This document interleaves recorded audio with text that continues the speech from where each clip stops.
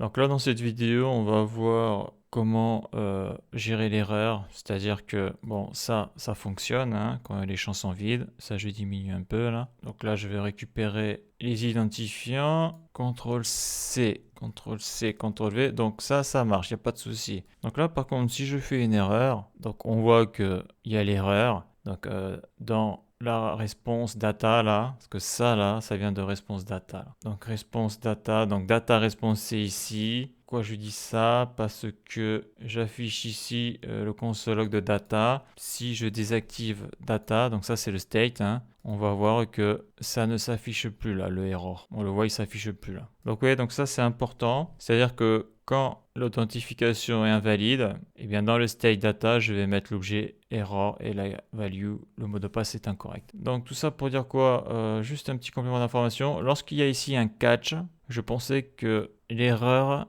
que j'affichais ici venait du cache. En réalité, non. Non, d'ailleurs, ça, je vais le désactiver. Donc là, quand je clique sur se connecter et que j'envoie ma requête au serveur, le serveur reçoit bien la requête, il me répond que les identifiants sont incorrects. Là, le cache ici, là, c'est lorsque le serveur ne répond pas. Par exemple, là, je suis ici, je fais CTRL-C. Donc là, je viens de couper le serveur. Donc là, quand je vais envoyer ma requête, vu que le serveur est coupé, donc le try ne va pas pouvoir s'exécuter. Et donc, c'est le catch qui va s'exécuter. Donc, je vais faire le test. D'ailleurs, je vais écrire console log, je suis dans le catch. Je clique sur se connecter. Et là, après un certain temps, voilà, j'ai une erreur. Donc, je remonte. Donc, voilà, je suis dans le catch. Type erreur fade to fetch. Donc là, le try n'a pas pu s'exécuter, donc c'est le cache qui s'est exécuté. Donc je remets le serveur en marche. Donc npm start, le serveur est en marche. Et là, si je me connecte, eh bien, ce message error n'apparaît plus. Et c'est normal parce que l'authentification est mauvaise, mais le serveur a répondu et il a dit que l'authentification n'était pas bonne. Donc là, je vais laisser ça comme ça. Je vais écrire problème serveur.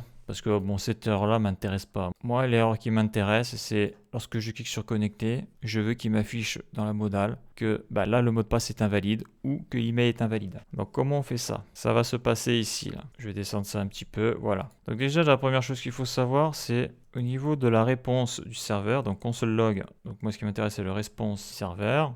Donc là, je la convertis en JSON, donc ça va être data response. Déjà, on va voir ce qu'il y a dedans. Donc là, on voit qu'il y a erreur, le mot de passe est incorrect. Donc ça, c'est les données que j'envoie dans le state. Donc déjà, là, on voit que je pourrais récupérer le message, le mot de passe est incorrect. Non, mais ce qui m'intéresse là, c'est aussi la réponse du serveur. Donc la réponse du serveur, elle est ici. Je clique sur se connecter. Et dans la réponse du serveur, il y a quelque chose de très important. Donc on a différentes keys là. Et là, ce qui est intéressant, c'est la key OK.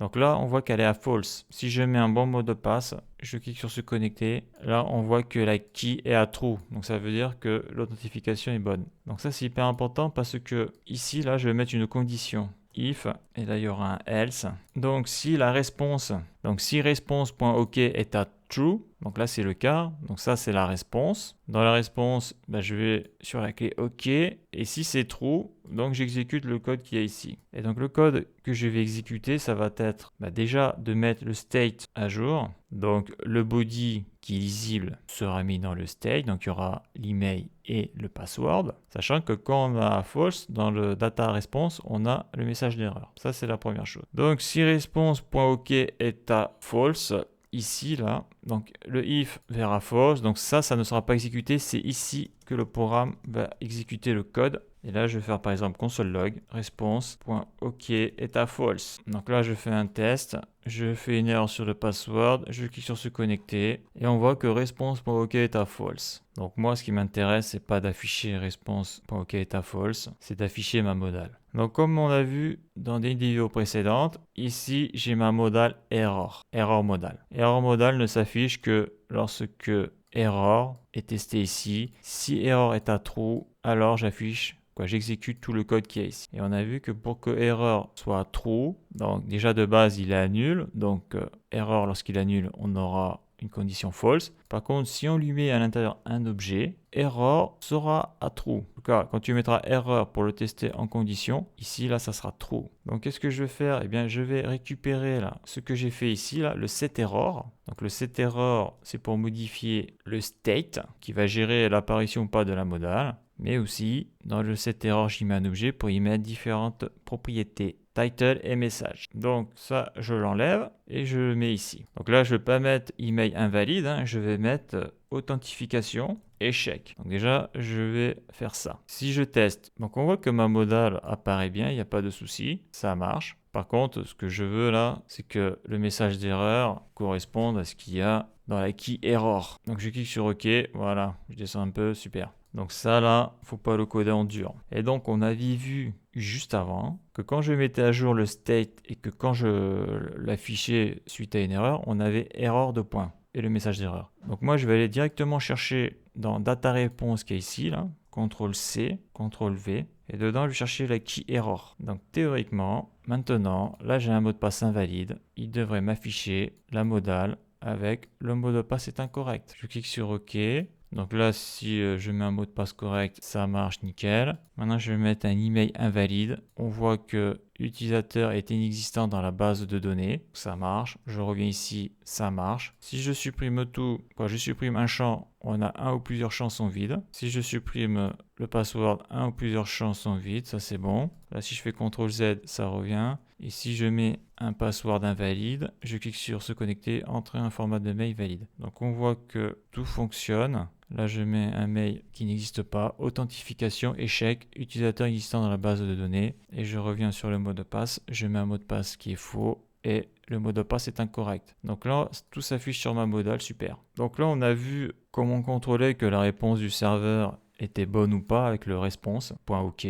Donc soit c'est à true, c'est à false. Si c'est à true, ça veut dire que l'authentification s'est bien passée, que le serveur valide. Et donc, il te donne l'email et le token que tu mets dans le state avec cette data. Et si c'est pas bon, eh bien, le setError, le state qui permet de contrôler l'affichage ou non de la modale, eh bien, tu lui mets donc sur sa key title le souci et après tu lui mets le message donc qui vient de la key error qui est transmise par la réponse du serveur. Bien sûr, il faut convertir au .json pour avoir la donnée, hein. Donc soit tu as le mail ou le password, ou soit tu as une erreur à l'intérieur. Dans tous les cas, tu as un objet JavaScript. Donc ça, c'est intéressant. Et donc là, le cache, dans le try cache, c'est vraiment si la requête n'aboutit sur rien, quoi. C'est-à-dire que le serveur ne marche pas, ou il y a un souci sur le serveur. Donc je vais rajouter aussi ce que l'on voit très souvent. Donc là, j'affiche ma modale. Mais ce que l'on voit très souvent, c'est l'utilisation du throw, new, error. Donc ça, c'est pour afficher un message d'erreur dans la console. Donc je fais error message. Par contre, le message, c'est moi qui vais le taper là. On peut faire const error message et on peut y marquer authentification échec. Donc là, si je clique sur se connecter, on voit là le error authentification échec. C'est moi qui l'ai écrit. En plus, il y a un H. Donc ça t'affiche un message comme ça dans la console.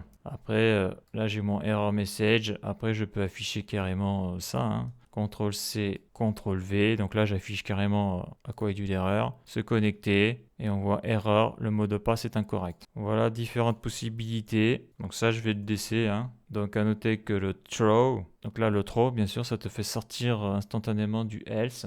Ouais, en JavaScript, donc l'instruction throw permet de lever une exception définie par l'utilisateur. Donc une exception, hein, c'est une erreur, hein. L'exécution de la fonction courante sera stoppée. Les instructions situées après l'instruction throw ne seront pas exécutées et le contrôle sera passé au premier bloc catch de la pile d'appel. Si aucun bloc catch ne se trouve dans les fonctions de la pile d'appel, le programme sera terminé. Voilà. Et après là, le new error, donc ça après c'est du JavaScript pour pouvoir afficher ce genre de choses là. Et sur le MDN, donc le error, hein. Donc le constructeur error crée un objet d'erreur. Des instances d'objets erreur sont déclenchées lorsque des erreurs d'exécution surviennent. L'objet error peut aussi être utilisé comme objet de base pour des exceptions définies par l'utilisateur. Syntaxe, new error, voilà. Description de l'erreur sous une forme lisible par un humain, voilà, etc.